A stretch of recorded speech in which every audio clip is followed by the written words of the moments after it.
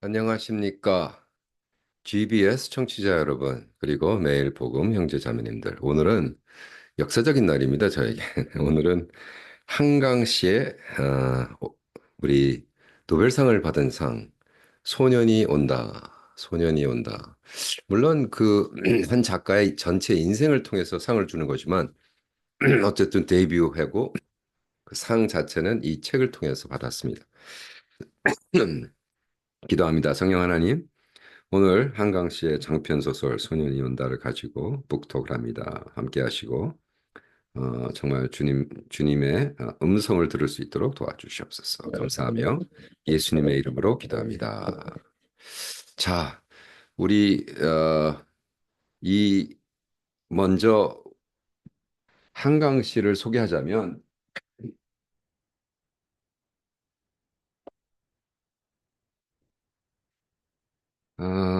1970년생이죠. 1970년생. 그래서 23살 때 93년도에 시인으로 등단합니다. 그리고 20년 뒤에 서랍에 저녁을 넣어두었다라는 시집을 썼습니다. 그 시집은 제가 전번주인가요? 그 전번주에 북톡을 했고요. 그 다음에 여러 가지 책을 썼는데 지금 일단 제가 사놓은 책이 한 13권, 14권 되는데 하나씩 읽어서 매주 지금 발표하고 있는데 소년이 온다 이 책은 와, 좀 너무너무 힘들었어요. 사실 눈물 상자라는 동화, 또 내 이름은 태양꽃, 그래서 어른을 위한 동화, 뭐 이런 책도 썼고, 근데 이건 뭐 너무 재미있게 읽었는데 소년이 온다는 역시 노벨상을 받을 해서 그런가요? 와, 1980년도 광주 8월 5월 18일 날 있었던 그 광주에 대한 거를 사실 뭐 10살짜리가 자기는 1980년도에 자기가 70년생이니까 80년도 일어났을 때 10살이었죠, 고작. 그러니까 광주에 대해서 뭘 알겠어요. 근데 그거를 인터뷰하고 연구하고 해가지고 했습니다. 사실 뭐 저도 간증이지만 80년도 광주가 터졌을 때 제가 대학교 2학년, 1학년이고 2학년이 5월 달이었으면 1학년이었네요. 1학년. 그때 그 성경 공부해서 갑자기 광주에 이런 일이 있다 그래가지고 크리스찬 그 클럽이 모여가지고 데모를 했습니다. 버클리에서. 그래서 그래도 꽤 큰 데모가 뭐 그때 당시 뭐 몇천 명이 모였다 그러는데 기억은 잘 안 나지만 어쨌든 기타를 들고 제가 앞에 서서 마이크 잡고 We shall overcome 찬양하면서 했던 것이 생각납니다. 그래서 제가 지금 한강 씨에 대한 책을 읽고 한강 씨에 대한 엑스퍼트가 돼서 한강 씨의 글을 어떻게 하면 크리스찬 입장에서 소화시키고 이것을 어떻게 해서 크리스찬들에게 좀 가르쳐야 될까 이러한 관점에서 이제 영어로 책을 하나 쓰고 있습니다. 그래서 영어로 쓴 그 줄인 거를 제가 또 한국말로 번역해서 그냥 읽어드리게 물론 한역 번역을 했으니까 조금 뻑뻑하지만 그래도 제가 하고자 하는 이야기를 여기서 하고 싶습니다. 저의 글을 통해서 한강에 소년이 온다는 1980년 5월 한국 광주에서 일어난 민주화 운동인 5.18 광주 민주화 운동의 아픔과 그로 인해 남겨진 깊은 상처와 회복에 대한 얘기를 다룬 작품입니다. 이 소설은 여러 인물에 얽혀있는 이야기를 통해 군부 정권의 무자비한 잔입과 그로 인해 영향을 받은 사람들의 삶을 조명합니다. 단순히 겪은 육체적인 폭력뿐만이 아니라 생존자들과 가족들, 그리고 희생자들까지 이들 모두가 겪는 심리적, 영적 고통을 통해 이 사건이 그들에게 어떤 영향을 끼쳤는지 보여줍니다. 소설은 어린 소년 동호의 이야기로 시작합니다. 그는 잃어버린 친구의 시신을 찾아 헤매다 광주의 비극에 휘말리게 됩니다. 한강은 동호와 그의 주변 사람들, 활동가들, 그리고 죽은 자들까지 다양한 관점을 통해 고통 속에서도 견뎌내고자 하는 이들의 이야기를 들려줍니다. 각각의 이야기는 이들이 공유하는 트라우마와 정의와 인정에 대한 갈망을 더해줍니다. 기독교인으로서 소년이 온다를 읽으며 저는 고통, 희생, 그리고 정의에 대한 갈망이라는 주제에 깊이 공감했습니다. 이 소설은 인간의 존엄성이 얼마나 소중한지, 또 권력을 가진 자들이 억압하고 침묵시키려고 할 때 얼마나 쉽게 훼손되어 있는지를 일깨워줍니다. 광주 민주화운동과 그에 대한 잔인한 진압은 책임과 정의, 그리고 이 희생자들을 기리기 위한 진심이 필요함을 강력하게 보여줍니다. 세상이 때로는 정의에 무관심 듯 보이지만 소년이 온다는 소외자들의 목소리를 들으면서 성경에서 말하는 스스로 말할 수 없는 자들을 위해 말을 하라. 잠언서 31장 8절이라는 말씀을 상기시킵니다. 기독인에게 정의는 단지 정치적인 개념이 아닙니다. 우리 신앙의 중심에는 가치입니다. 예수님도 억압받는 사람을 돌보셨고 권력의 남용에 맞서지 않았으며 우리에게 이웃을 내 몸같이 사랑하라고 말씀하셨습니다. 소년이 온다를 읽으며 저는 과거뿐만 아니라 현재를 위해서도 정치와 치유를 추구해야 할 긴급한 필요성을 느낍니다. 광주 민주화운동을 기억하면서 우리는 폭력과 억압에 맞서 싸운 이들의 용기를 인정하고 그들의 고통을 잊지 않으며 그들이 갈망한 자유의 외침이 침묵되지 않도록 해야 합니다. 대신 우리는 그들의 유산을 이어받아 진실, 존엄, 그리고 화해를 위해 노력할 도전을 받고 있습니다. 결국 한강의 소년이 온다는 폭력의 공포와 인간 정신의 회복력을 보여주는 문학적인 증언입니다. 이 작품은 기독교인으로서 우리가 억압받는 자들과 함께 서서 불의한 체제에 맞서고 치유와 회복에 대한 희망을 간직해야 된다는 다짐을 일깨워줍니다.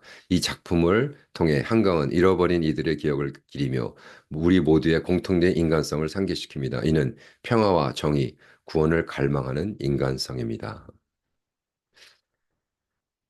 아, 얘기하면서도 가슴이 좀 무겁네요. 왜냐하면 제가 하는 얘기를 동의할 크리스찬이 그렇게 많지 않습니다, 솔직히. 어, 이게 뭐 GBS가 크리스찬 방송이라 해도 GBS 방송 듣는 너무나 많은 퍼센티지가 기복신앙에 빠져서 복음도 아닌 기복신앙. 기복 그거를 프라스페리티 가스펠이라고 그랬는데 그 가스펠자를 빼야죠. 예. 기복 복음이 아니에요. 기복 신앙이지. 그거는 문선명이와 똑같이 취급해야 됩니다. 그래서 우리는 너무 잘 되고 다 대박 터뜨리고 다 성공하고 다 의사 되고 다 변호사 되고 우리는 그냥 이런 얘기만 하고 있었어요. 근데 사실 5.18을 시작한 전두환은 법적으로 사형 선고를 받았잖아요. 그죠? 근데 김대중 대통령이 국민화 차원에서 사면시켜 살려줬지만 와, 그걸 받은 그래서 그들이 회개했나요? 아니죠. 맨날 골프 치고 배 두드리고 그 돈이라도 내라 그랬더니 그거 나 돈 없다고 배째라 그러고. 그러니까 인간 이하죠. 근데 그 아들 녀석들하고는 뭐 아직도 뭐 큰 사업하고 잘 먹고 잘 살고 있습니다. 예. 아, 소년이 온다. 그런 백그라운드를 알면서 이 책을 읽으면요. 와, 감당이 안 되더라고요. 왜냐하면 사실은 이 5.18 광주가 터지고 제가 사랑하는 선배 형님이 광주에 목숨 걸고 들어가서 꺼내옵니다. 비디오. 외국인들이, 외국 기자들이 비디오 찍었던 걸 숨겨가지고 있었는데, 뭐 정부가 완전히 광주를 두루마고 뭐 나가는 거, 비행기 타고 나가는 거 외에는, 헬리콥터 타는 거 외에는 나갈 길이 없었어요. 그거 잡아놓고, 지나가는 사람 다 검색하고, 다 두드리고, 다 죽이고. 음. 그랬는데 그 비디오를 그 형님이 목숨 걸고 가서 갖고 나와서 그것이 미국의 CBS TV에 터트립니다. 그래서 사실 한국에 있는 사람들 몰랐대요. 광주에서 전두환이 그렇게 많은 사람을 죽이는 걸. 그더 너무나 창피한 건 지금 소콜 말하는 보수 크리스찬들이 전두환이 얼마나 위대한 대통령이었고 그 빨갱이 새끼들을 다 죽인 사람인데 무슨 말도 안 된다고. 아, 정말 가슴 아프죠.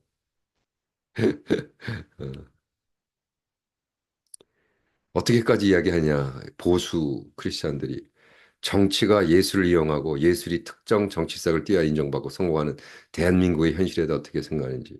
음. 아,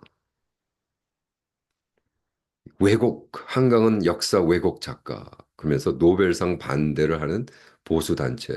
스웨덴 대사관 앞에서 일부 보수 크리스찬 단체들이 스웨덴 대사관 앞에서 한국 소설가 강시의 노벨 문학상을 비판하는 시위를 벌인 사건이 나왔다.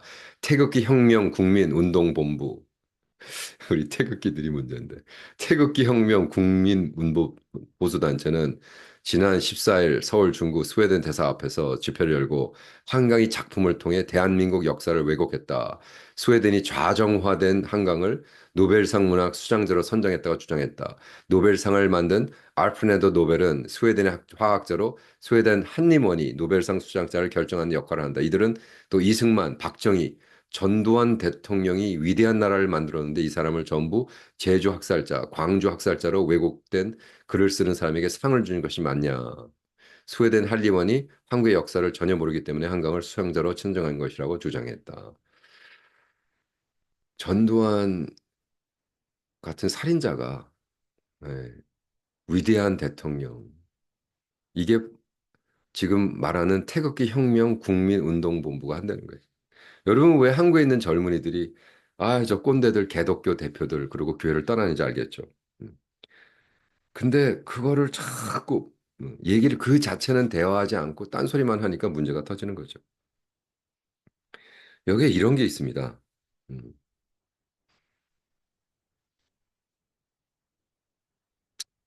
사실 내가 이 광주 연구하면서 비디오 보면서 사진을 넘기면서 1980년대 그냥 한번 쓱 지나갔던 사진들, 그 시체들 쌓여 있는 것, 관 앞에서 울고 있는 부모들. 음, 여기서 우리 한강 씨는 시와 디스크립션, 그 설명을 하고 시가 들어가고 와 정말 환상적인 뭐 어떻게 보면 이 문학 작품으론 정말 말할 나위 없는데 여기에 이렇게 쓰고 있습니다. 그 지금 시체가 썩고 있는 관이 있는 이런 사진 하나를 탁 제가 보는 것 같은 느낌을 글을 썼습니다. 초를 태워도 아무 소용없네. 냄새를 견디며 너는 강당에 들어선다. 날이 흐려 실내는 마치 저녁같이 무력 같다. 출입국 쪽으로는 추도식을 마친 관들이 가지런히 모여 있고 아직 가족이 나타나지 않아 입관을 못한 32사람의 몸들은 흰 무명천에 덮인 채 넓은 창 아래 누워 있다. 다 쓴 음료수에 꽂은 양초들이 그들의 얼굴에서 조용히 타들어가고 있다. 강단의 안쪽 끝에는 너는 걸어 들어간다. 구석자리에 뉘어놓은 7사람의 기름한 형상을 본다. 이들은 정수리까지 완전히 흰 무명초로 덮여 있고 젊은 여자나 아이를 찾는 사람에게만 잠깐씩 얼굴을 보여주고 있다. 모습이 너무 잔인하기 때문이다. 그 중에서도 맨 끝 모서리에 있는 사람의 상태가 가장 나쁘다. 처음 내가 보았을 때 그녀는 10대 후반이나 20대 초반의 자그마한 여자였는데 썩어가면서 이제는 성인만큼 몸피가 커졌다. 딸이나 여동생을 찾는 사람을 위해 천을 걷어 보일 때마다 너는 너는 부패의 속도에 놀란다. 여자의 이마부터 왼쪽 눈과 광대뼈와 턱, 맨살에 드러난 왼쪽 가슴과 옆구리에는 수차례 대검으로 그은 자상이 있다. 곤봉으로 얻어맞던 오른쪽 두개골은 움푹 함몰돼 뇌수가 보인다. 눈에 띄는 그 상처들이 가장 먼저 썩었다. 타박상을 입은 상처들의 피멍이 뒤따라 부패했다. 아, 이거를 한국 군인이 한국 시민을 전두환이 대통령 되려고 죽였습니다, 여러분, 광주에서. 근데 그거에 대한, 아, 그런 일 없었어. 이런 얘기 그만합시다. 다 용서합시다. 주님이 사랑이라 그러는데, 그런 얘기하는 사람들은요, 정말 아직 예수님을 못 만난 사람이라고 생각돼요. 예수님을 만났으면 그러면 안 됩니다. 예. 정말, 이것이 있었다고? 예.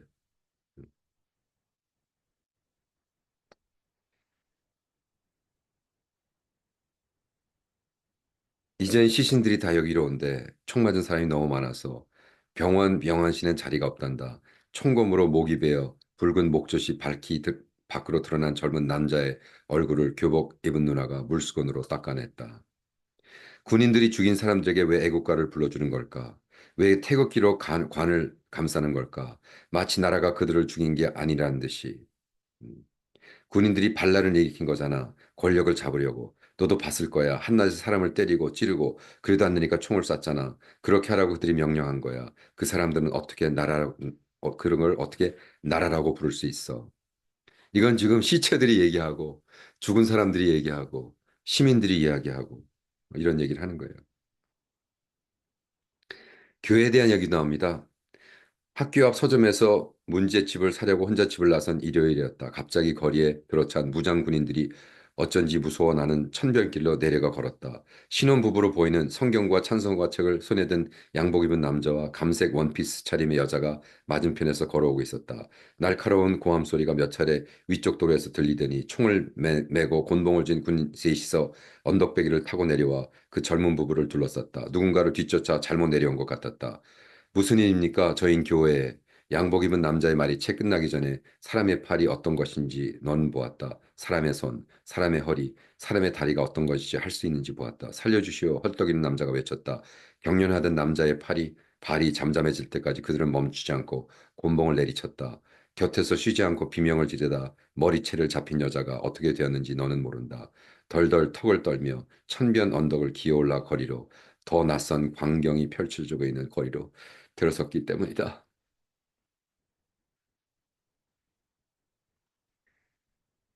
그 계엄령들에게 이렇게 얘기했대요. 더 잔인하게 죽이면 상급을 준다. 그래서 베트남에 전쟁을 치렀던 군대들이 가서 이 계엄령이라는 사람들은 그럼 왜 그랬을까? 물론 이 열흘 동안 하면서 아니 총을 쏘니까 다 군인 나온 출신인들이다. 근데 총 쏴봤던 그러니까 무장을 해서 반격을 했습니다. 그랬더니 자기 군인 친구가 죽었다고 해서 네. 제가 이 사건을 왜 아냐면요. 이 계엄군에 들어가서 사람을 죽이다가 정신착란을 일으켜서 저 김진홍 목사님 두레마을에 들어와서 봉사하다가 비서실장 된 사람이 있어요. 제가 그분하고 얘기를 나누는데 어, 자기네들은 사람이 아니었고 동물이었다. 음. 여기 이런 시를 씁니다. 호는 자기 몸곁에 얼마나 오래 머물까? 그게 무슨 날개같이 파닥이다도 할까? 촛불의 가장자리 흔들리게 할까? 용서하지 않을 거다. 이승에서 가장 끔찍한 본 사람처럼 꿈쩍이는 노인의 두 눈을 너는 마주본다. 아무것도 용서하지 않을 거다. 나 자신까지도.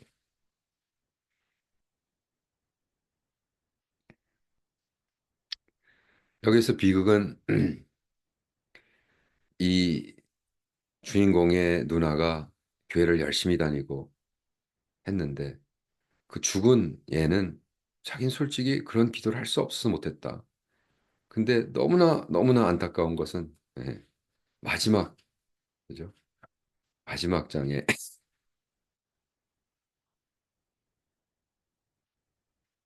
이런 이야기가 써 있습니다.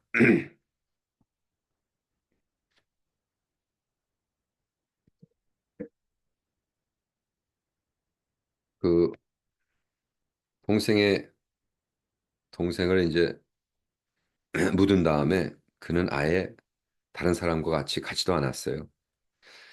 혼자 조용히 갑니다. 나는 누구도 무덤가에서 만나지 않았다.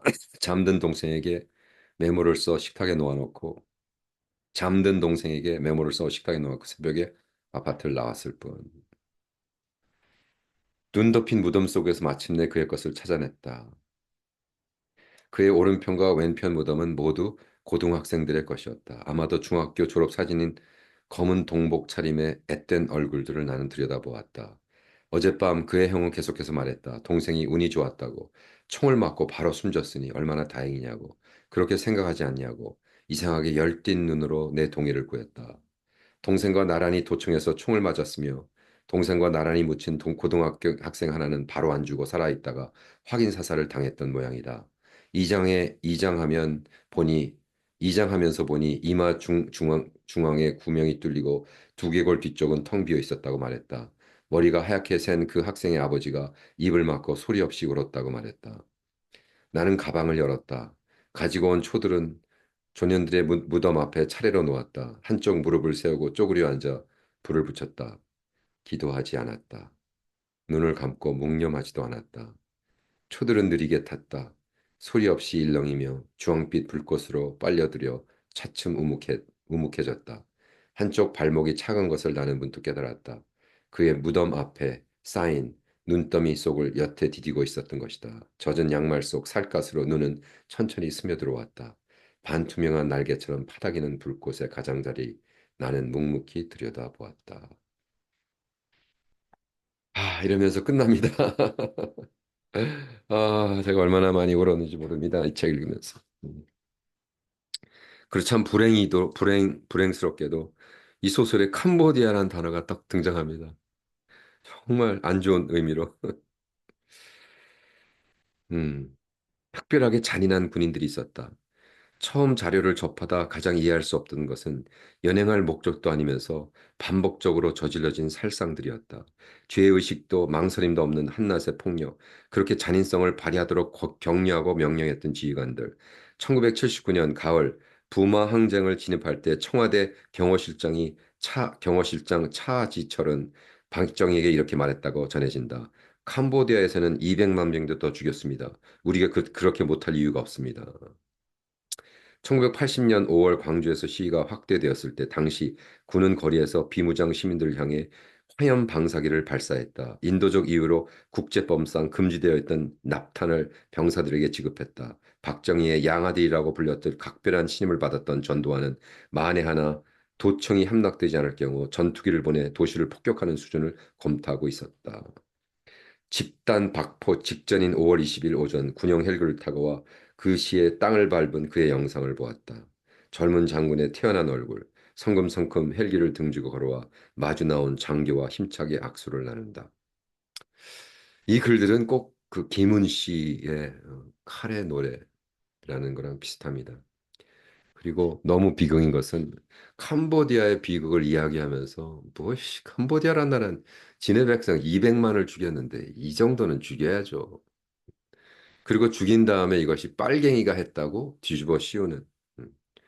그래서 그 작품을 만들기 위해서 얼마나 많은 사람들을 죽였고 감옥에 보냈고 거기서 이 글은 그 말도 못하는 이것을 얼굴을 보고 하면 너무너무 하니까 여자들은 주로 자기가 얼굴을 나타내 너무 왜 강간당하고 했던 일들을 여기에 어떤 정말 비극은 뭐냐면 젊은 여자를 데려다가 군에서 데려다가 기절할 때까지 강간을 해 돌림방 하면서 강간을 하고 너 빨갱이였던 거 여기다 써 사인해. 음. 아까 제가 읽어드렸던 그 시가 마지막이랑 계속 연결되죠. 무슨 날개같이 파닥일까? 촛불의 가장자리 흔들리게 할까? 용서하지 않을 거다. 저는 한강 씨가 사실은 음, 그 제가 서랍에 저녁을 넣어뒀다는 그 시집을 읽을 때 그 시인을 하나 소개했죠. 그 사람은 니체에 너무나 영향을 받아가지고 그죠? 근데 어, 이분도 그래서 결과적으로 니체라는 철학자에게 영향을 받은 거죠. 그래가지고 하나님이 없다. 하나님 없다는 건 하나님 없다는 게 아니라 하나님 필요가 없다는 거야. 왜 안 돌보니까. 안 돌보니까. 그래서 신앙이 좋던 여자가 어떻게 돼? 기도를 안 한다. 기도를 안 했다는 거죠. 이런 걸 보고 어떤 크리스찬 리더가 뭐라고 썼냐 하면 한강은 귀신 들린 사람이다. 고로 이게 제가 그런 정말 말도 못하는 무식함은 또 어떻게 해? 옛날에는 그냥 무식한 사람들은 그냥 발표할 기회도 없는데 요즘은 뭐 SNS를 통해서 유튜브를 통해서 뭐 소나마이나 다 나와서 하고 싶은 말 다 하는 거예요. 그러니까 자기가 크리스찬을 대표하고 내가 크리스찬의 입장에서 얘기하는데 한강 씨는 귀신이 들렸다. 글쎄요, 그건 모르죠. 내가 귀신이 들렸는지.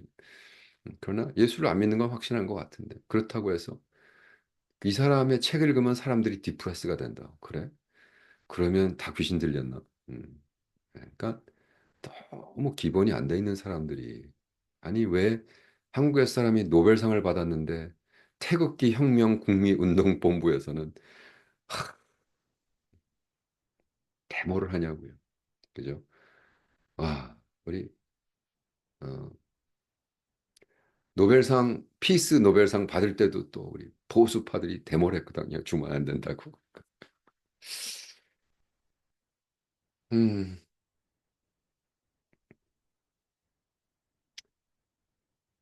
여기에 그 주인공이 누나를 그리면서 이렇게 쓰고 있습니다.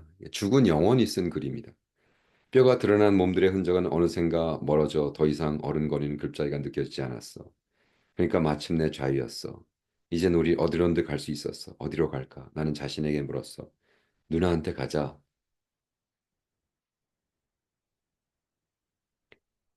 하지만 누나가 어디 있을까? 난 침착하고 싶었어. 탑 아래쪽인 쌓인 내 몸이 완전히 다 타려면 아직 시간이 남아 있었어. 나를 죽인 그들에게 가자. 하지만 그들이 어디 있을까? 너에게 가자. 너를 따라가면 누나의 몸을 찾을 수 있을지 몰라. 그 몸 언저리에 어른거리고 있는 누나를 만날 수 있을지도 몰라. 아니, 누나는 이미 우리가 살던 방에 돌아와. 나를 기다리며 그 창가에 차가운 돛돌 위에 어른거리고 있을지도 몰라. 그때 너는 죽었어. 그게 어딘지 모르면서 내가 죽은 순간만을 나는 느꼈어. 와. 어,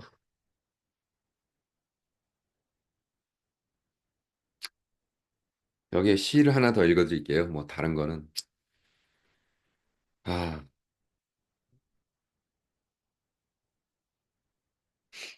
여기에 이 젊은 아이들이 죽으면서 혼이 돼가지고 쓰는 시입니다.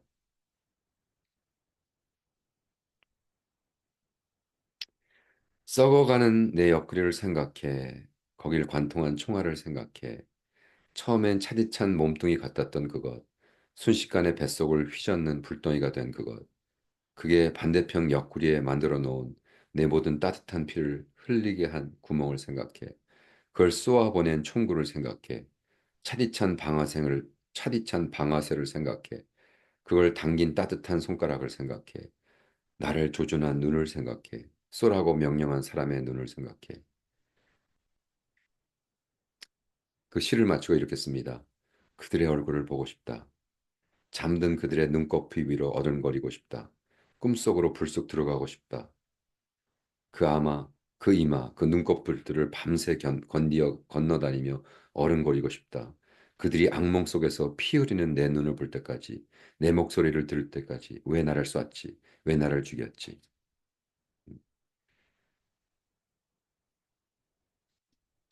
전두환이라는 그가 과연 그렇게 괴로웠을까? 그는 평생 골프 쳤죠. 죽을 때까지 회개하지 않고. 자, 요거로 마지막을 할까요? 우리 군대가 총을 쐈어.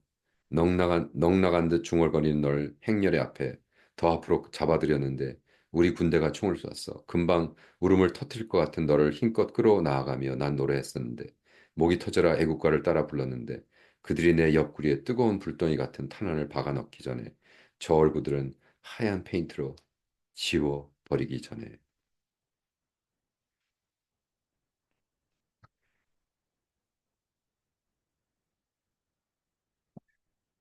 저는 정말 한국에 있는 동안 한번 광주를 다시 내려가서 그 그때 열흘 동안의 거를 다시 한번 좀 하면서 제 책을 마무리할까 생각합니다. 소년이 온다.